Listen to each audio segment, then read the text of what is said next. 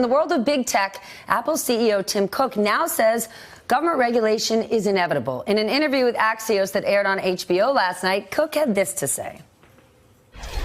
Generally speaking, I am not a big fan of regulation. I'm a big believer in the free market. But we have to admit when the free market's not working. And it hasn't worked here. And I think it's inevitable that there will be some level of regulation. Joining me now, Axios chief financial correspondent and author of the Axios Edge newsletter, my friend Felix Salmon. All right, Felix, it's not entirely shocking for Tim Cook to say this. He's sort of on the right side of history, and a company as big as Apple, it's like JP Morgan saying, fine, regulate us. They've got all the money in the world to pay for the measures. It's actually even more than that. JP Morgan would be affected by regulation and just throws a bunch of compliance people at it. Whereas which they can easily afford. Apple, what he's talking about here is privacy regulations.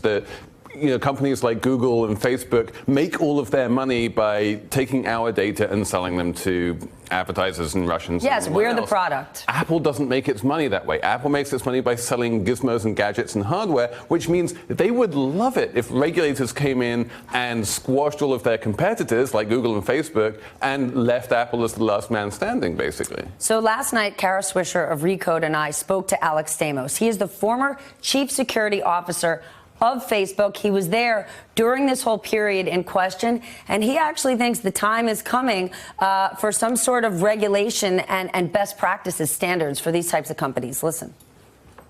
Congress needs to regulate online ads. It's true that Facebook and Google in particular have taken a bunch of steps to control political advertising to make it hard to have the same kind of attack using their ad networks. But those standards are voluntary. Those companies can drop them at any time, and they don't apply to the 1,000 other companies in the online ad space.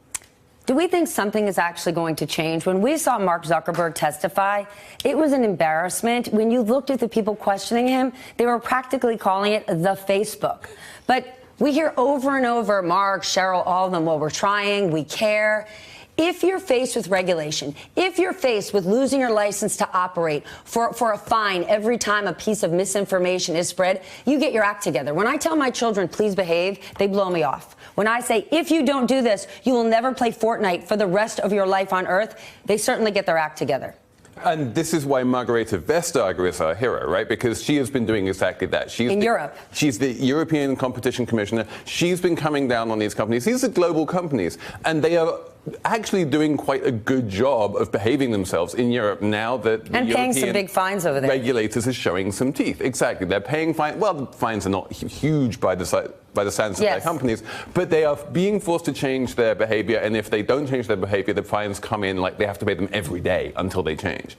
Now, there's spillover effects to the U.S. that if they change their behavior in the U.S., that automatically means they become a little bit better behaved in the U.S.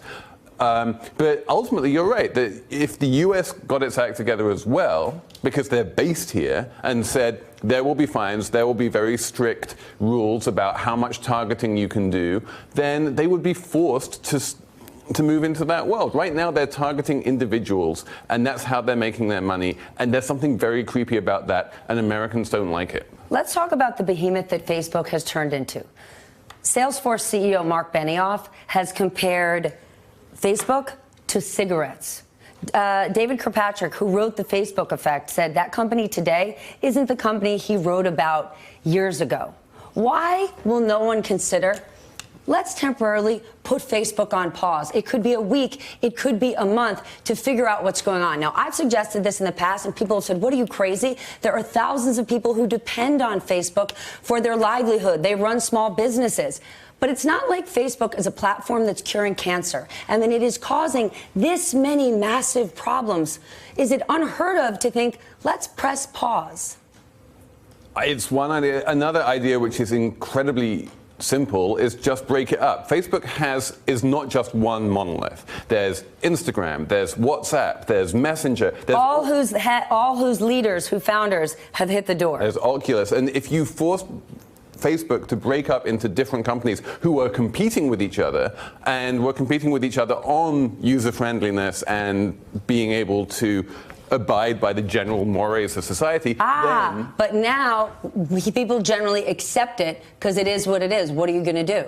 Well, I mean, this is Tim Cook's point, right? People like Apple because they know that Apple respects their privacy much more than they like Facebook. They use Facebook, but as a company, they don't trust Facebook in the way they trust Apple.